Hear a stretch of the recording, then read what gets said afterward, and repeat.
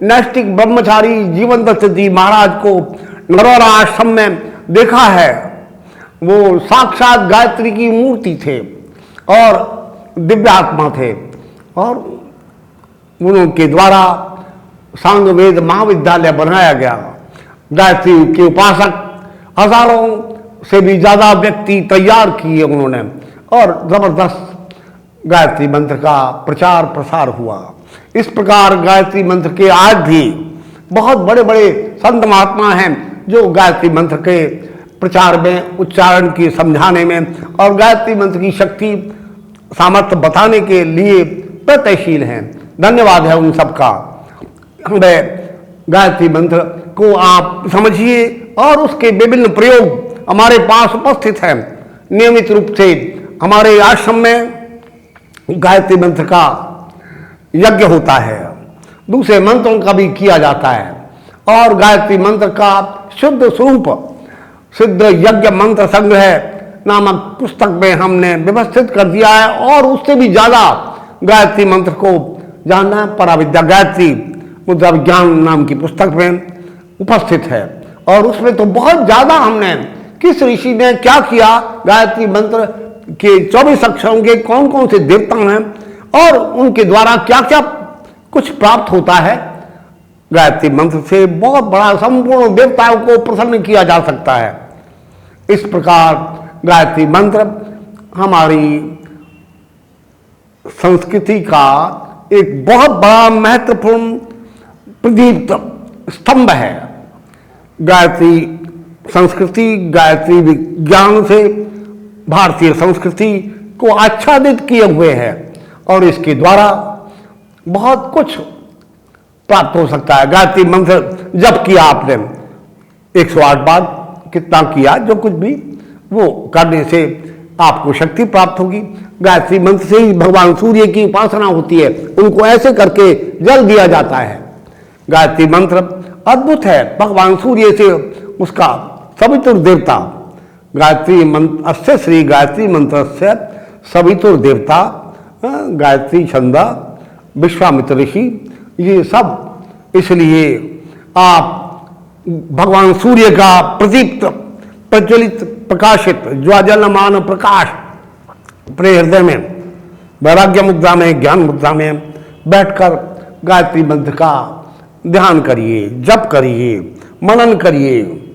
और जैसा मैंने बताया आपको, जप 3 प्रकार के होते हैं, मानसिक, आंशु और वाचिक।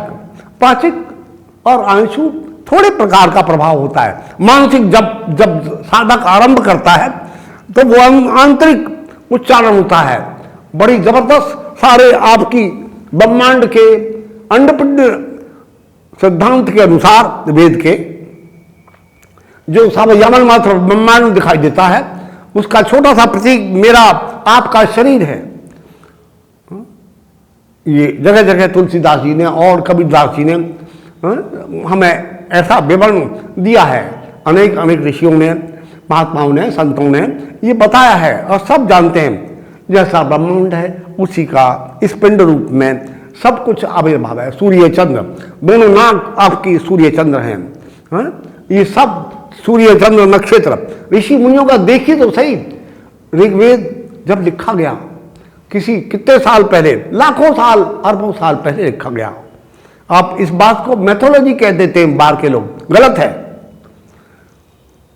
वेस्टर्न साइंटिस्ट भी ये कहते हैं, अब जब उन्हें कुछ नहीं मिला खोज करने पर भी, इस साल से 75,000 वर्ष पहले ऋग्वेद लिखा गया। वहां सब कुछ, वो कैसे आकाश मंडल का निरीक्षण किया उन्होंने, कितनी दूर है, कितना है, कितनी स्पीड है किसी ग्रह की, वो किस प्रकार चलता है, कब वक्री होता है, कब उल्टा होता है, कब सीधा होता है, वो सारी बातें कितनी दूर है यहाँ से, वो सब मेंशन कर दिया गया बिना किसी टेलीस्कोप के। हुआ ये कि समाधि स्थिति में जाकर इस खोपड़ी आपकी ब्रह्मांड है, और इसके आंतरिक सूक्ष्म स्थितियों में जाकर समाधि की, वो सारे ब्रह्मांड का निरीक्षण कर लिया, और कौन ग्रह कहाँ, कितनी दूर, कैसे उसकी गतिविधि क्या है, वो सब, कौन सा ग्रह किस ग्रह से कितना दूर है, कौन किसकी परिक्रमा कर रहा है, कौन किस प्रकार सारे ग्रह ध्रुव से बंधे हुए हैं। पहले सूर्य, पृथ्वी, पृथ्वी का उपग्रह चंद्रमा, और चंद्रमा, मंगल, सूर्य के चक्कर काटते हैं ये बाकी शेष 6 ग्रह। और इस प्रकार वो सूर्य ध्रुव का परिक्रमा करता है, उल्टे प्रकार से करता है। हम क्लॉकवाइज करते हैं, वो एंटी क्लॉकवाइज।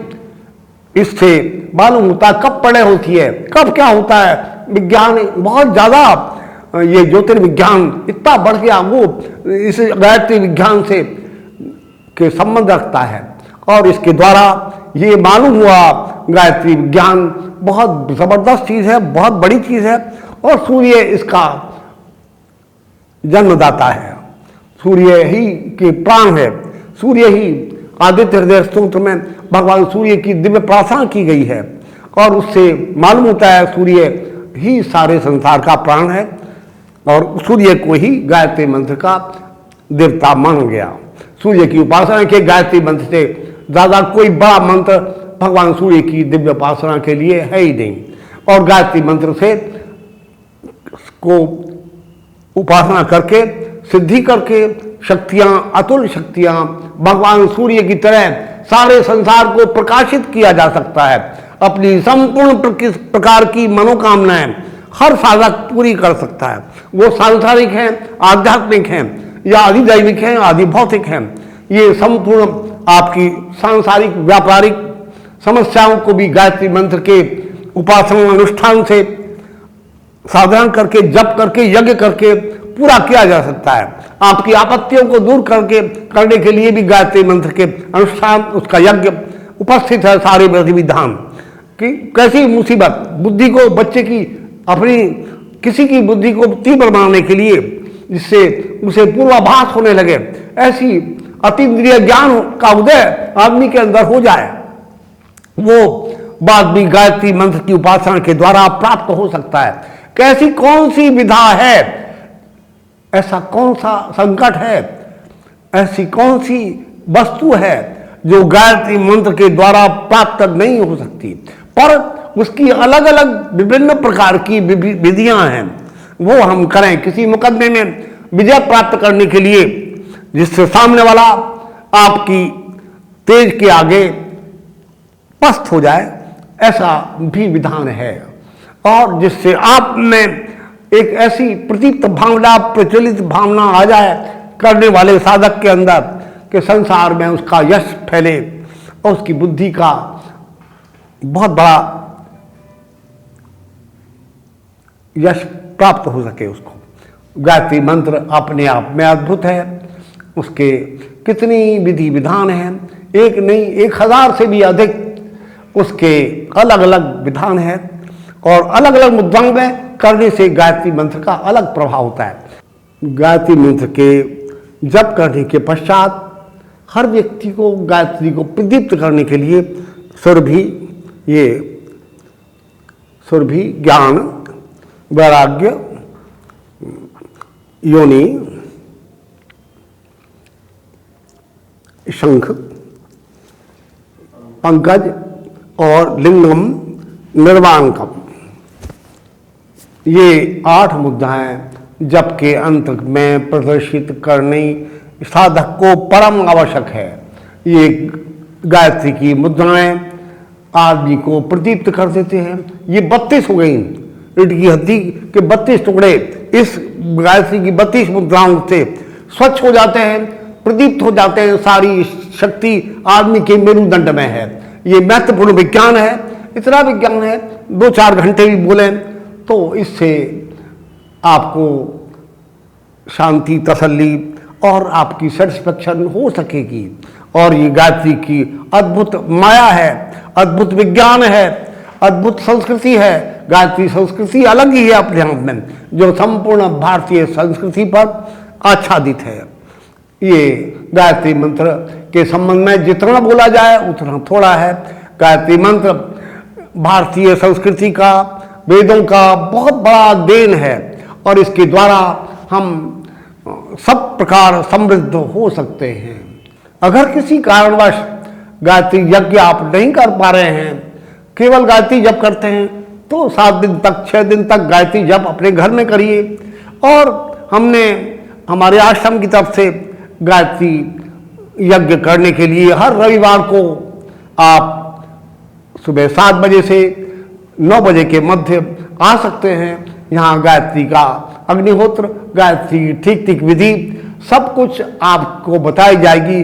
कुछ भी आवश्यकता नहीं, नहा धोकर पवित्र होकर आइए और गायत्री यज्ञ में आप सम्मिलित हो सकते हैं। आपका कल्याण होगा। आपको इस स्थान से सब कुछ गायत्री के संबंध में प्राप्त हो सकेगा। आपका भाग्य उदय होगा।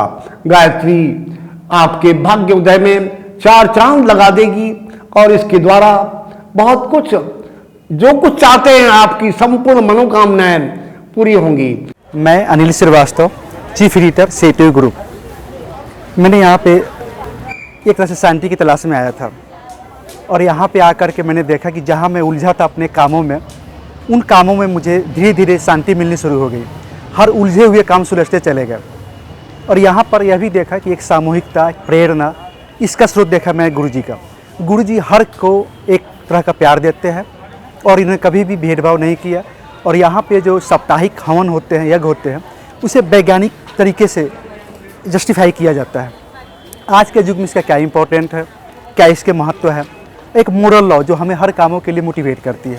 जब भी हम ज़िंदगी के आपाधापी में थक जाते हैं, कहीं तलाश नहीं मिलती है, तो हमें इस तरह के आश्रम की सख्त ज़रूरत होती है। और ख़ास करके आज की आधुनिक युग में जब हम कम्प्लेक्स होते चले जा रहे हैं, हमारे साथ कई प्रॉब्लम होती चली जा रही है, उस परिवेश में इस तरह की आश्रम और इस तरह गुरु जी का योगदान, इस तरह की काफ़ी ज़रूरत होती है।